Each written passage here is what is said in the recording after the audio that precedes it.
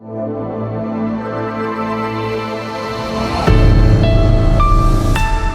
everyone to our show 2030kabharat. In our show, we mainly talk about the 3 pointers which are given to India, about sustainable development goals. So we are focusing on three goals, that is no poverty, no hunger, and quality education. And to talk about these goals, today we have with us Ricky Andrew. He is an Indian politician, member of 18th Lok Sabha representing the Shillong constituency. He's from Voice of the People Party. Really welcome you, sir, and thank you for providing Thank your you. valuable time here. Okay, so my first question to you is, where do you see Shillong in 2030? Well, I see Shillong as being restored as one of the educational hub of the Northeast. Yeah. Provided the governments of the day take a very decisive decision. Yeah. And ensuring that whatever glory, the past glory that Shillong, had in terms of education, regains its glory. And Yeah. all is possible, provided you are focused, you have a vision, so that is what I see. But it has to Okay. start. It has to start today. Correct. Yes. Yeah. Okay, so one more question is rising in my mind that I have seen one report of Niti Aayog, and according to Niti Aayog, Bihar, Jharkhand, and Meghalaya remains the state with highest number of poor people. So, how will you work on this? Yes. So, well, it's very true and it's very unfortunate. Meghalaya is one of the, one of the 10 states, small 10 states in the country. Yeah. And when you look at Meghalaya in terms of its factor endowments, it is a state which is sitting on top of wealth. Yeah. Okay, it's mineral resources or natural resources, even for that matter, human resource. So what it is, like I said, it is unfortunate that we are considered to be one of the poorest states, but I think that is a wake-up call for, for the political leadership to see what is wrong. I mean, it is impossible that, when you sit on top of wealth, but yet you are poor. So something is terribly wrong. And for me, I would say one of the major factor is that, of course, corruption is one of the major factor, and the slack on the part of the government of the day, and also it calls for the people of our state to rise up, and we have gone right down. So there's no other way but to rise up. So I see hope in that. Yeah. Okay, so we are just moving ahead, and I'll be talking about law and order over there. Like I have heard few, like I have heard in news channels, and I have also read papers about that. There is I mean, no rules and regulations about law and order. I think one leader of some party or some he was the leader and he was brutally killed over there. And No. no, But you're talking about those SDG, you're coming now to law and order. no, I'm talking about law and order. That how will you just manage all these? You have a responsibility on your shoulder, so you have to manage all these. Like I'm talking about that. See, we are not in power, so I think that question would be best suited to the, to the party and to the government which is in power. Yes. I Yes. understand that. I understand that. But what do you say about that? If like I'm talking about you that if you will have to manage all these, then what rules No, you will impose and all? you see, when you're talking about law and order, well, it is not what what the media people say about Meghalaya. Meghalaya is still one of the most peaceful states in the country, except for stray incident.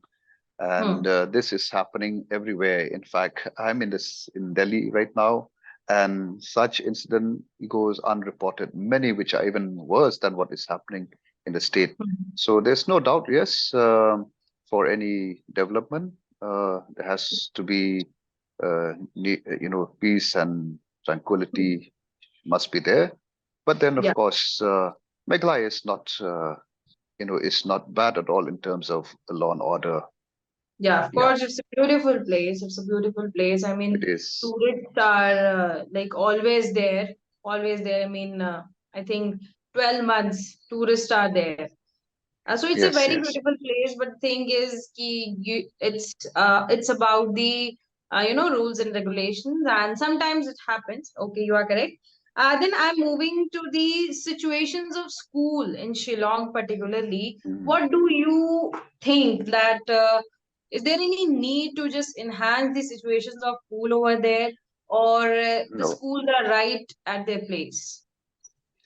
the schools are there, and in fact, like I said from the beginning, Meghalaya is used to be the educational hub of the Hmm. Northeast, and in fact, rather for Hmm. the eastern part of the country. And Hmm. so we have a very strong foundation. It Okay. is simply what is required immediately is to revamp the whole education system, to Hmm. to come up with a policy which is futuristic. Hmm. And when we talk about school, and it requires a total revamping, right from the primary to the lower primary, upper primary, and so on and so forth. Yeah.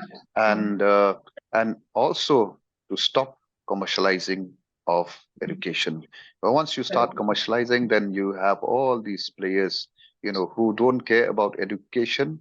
All they Yeah. care is, to make money out of education, and for Hmm. which it is a sector where a lot of people have used that sector to make money, but not to build, to build a future for the people. So, and it requires a concerted effort on the part of Hmm. all stakeholders to ensure Yeah. that education is Sir, not, yeah, definitely, sir, is I not being completely commercialized. Yes. yes, sir. I completely agree with you that commercialization should be stopped, and then after only we will able to give quality education to the students. But as you said that Meghalaya has a strong foundation of education and known as the education hub in northeastern area. But if we talk about the school education or schools, there is an issue. I have read in some reports also that the attendance level of teachers and students as well, both are very low, around 40%, even less than 40%. So what are the issues? If it is known as the education hub, then why the attendance level is very low?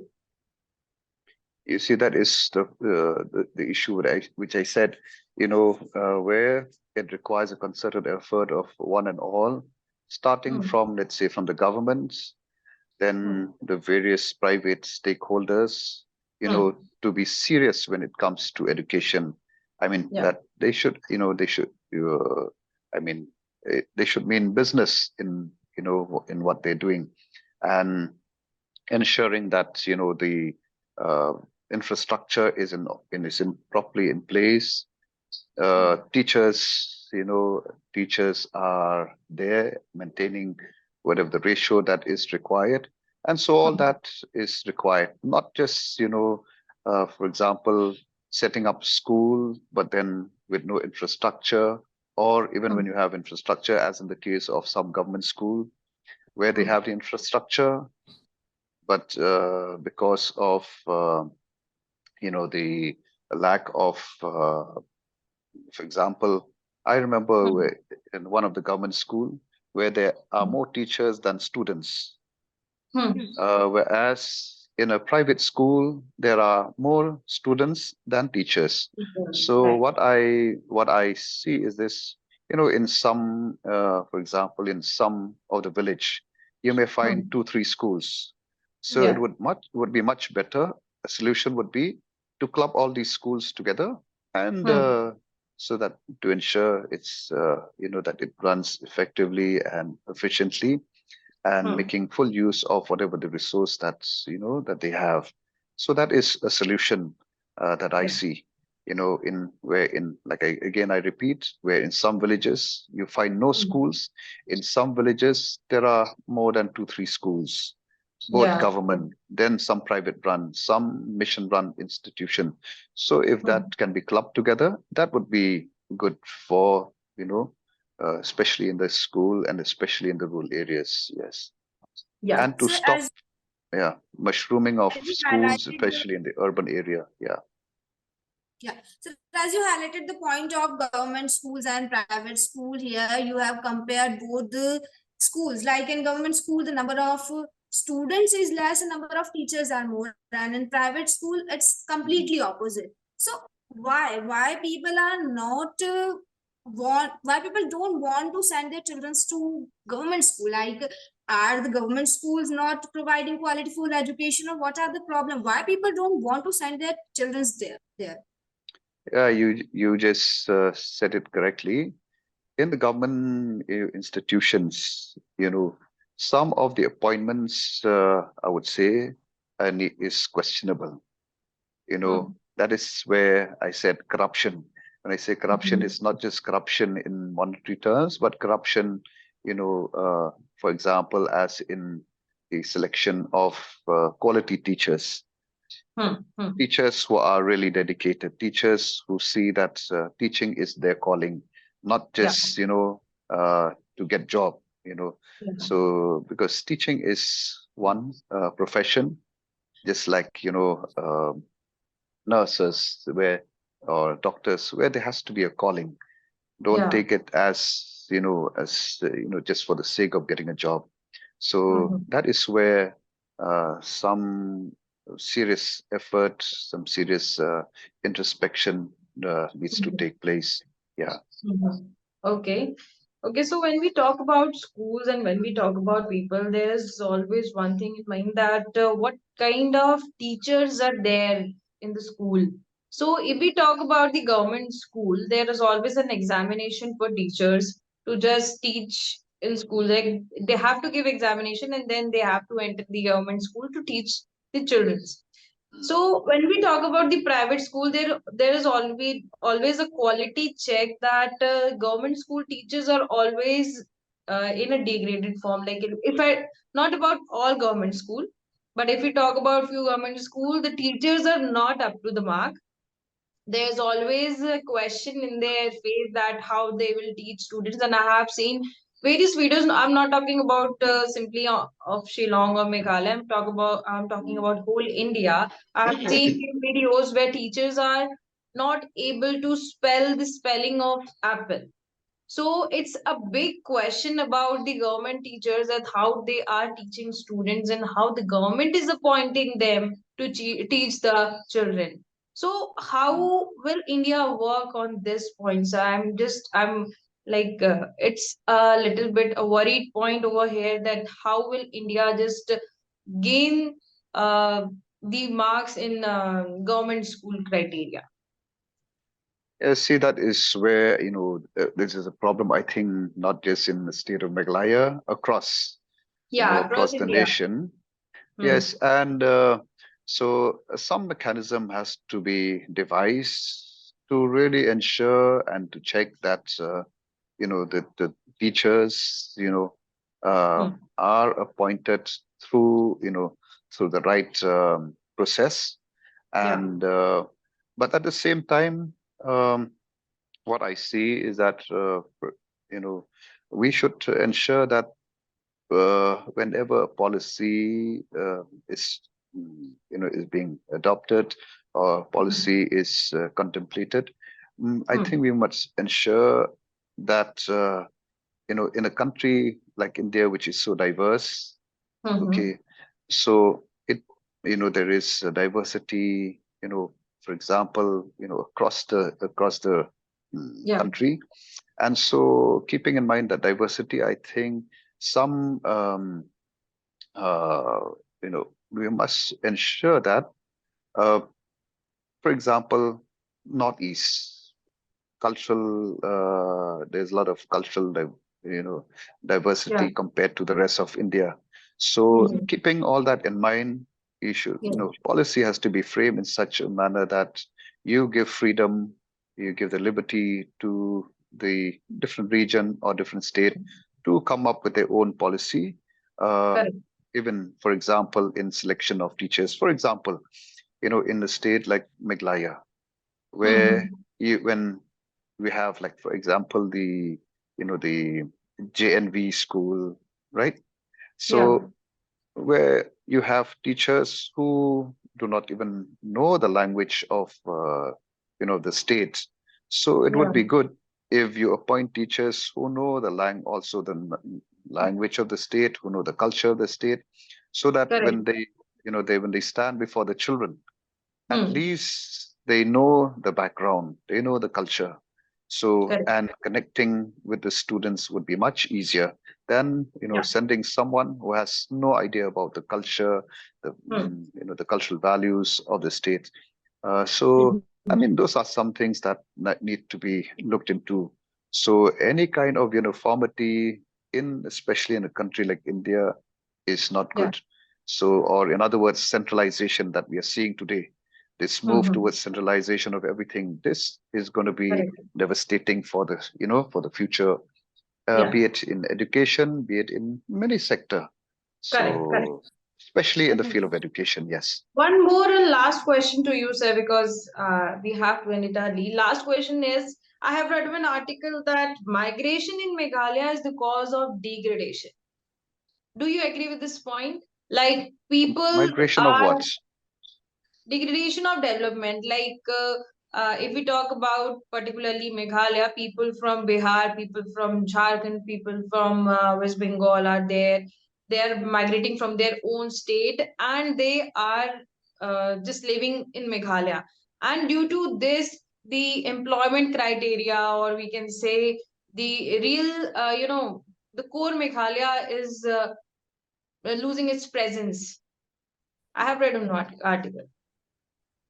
And for that reason, that is why, as a party, we want that, we're going to fight for this, the inner line permit, to Hmm. ensure that people from outside the state do not come and take over jobs which our people could take up. Well, Hmm. of course, we cannot, in a country like India, Hmm. well, we cannot Yeah. prevent people from coming, but at the Hmm. same time, in a state like ours, which is small, where we have, even in terms of population, so I Yeah. think the interests of our people should come first. But Correct. again, a mechanism has to be worked out, and one such mechanism is the inner line permit to prevent people coming. Of course, they're most welcome to come as tourists, Hmm. and I mean, which is, we are more than happy to have them, but then Hmm. to come as workers, that has to be, to be checked. Yeah. Otherwise, Should be in limited form, I where guess. will Right? our people go? So, Correct. but of course, there are areas where we do need, people with skills when we don't have them. But then I Hmm. think, in the right approach would be to ensure Hmm. that our people are not, um, they have their fair share of the, of employment in our Yeah. state, and to ensure that people from outside the states, are checked. They can come, Yeah. maybe as tourists, but Hmm. and not to take up those, jobs which our people could do it. Yes. Correct. So what For Correct. me, you see, because yeah, in other yeah, states, the wages are very, very low. So when they Hmm. come there, at least they get a better wage. Yeah. So that is why. So they really put our people in the back foot, and that Hmm. has to be, has to be stopped. that Okay, sir. means Thank you so much. You spoke very well about the sustainable development goals, and you did spoke very well about the Shillong and Meghalaya, that how the state will get developed.